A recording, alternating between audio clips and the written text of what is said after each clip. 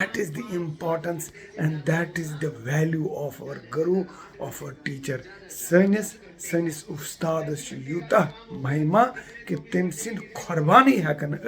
अकिस बहुत बड़िस बदिस बोरिस दरियावस बहुत बड़िस महासागरस बहुत बड़िस वारिया बड़िस यथ अकिस महासागरस हेकन तम अकिस करिथन पार करने में तम सद पादुकाई तम सद कुर्बानी सो इतनी महिमा है हमारे गुरु के शब्द की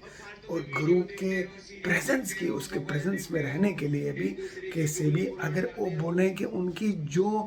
भाई चप्पल ही है, उनकी जो खड़ाऊ ही है जैसे कि खड़ाऊ भगवान राम की होती थी और भरत ने भगवान राम जी की खड़ाऊ ले ली और उसी को देख कर उन्होंने अयोध्या में पूरा शासन चलाया। भारतवर्ष में हजारों 7,500 साल पहले वही ये है इम्पोर्टेंट है कि गुरु की इवन खड़ाऊ ही हमको एक सागर, भवसागर, महासागर को पार करने में हमको मदद करेगी। थैंक यू, गॉड ब्लेस, जय हो।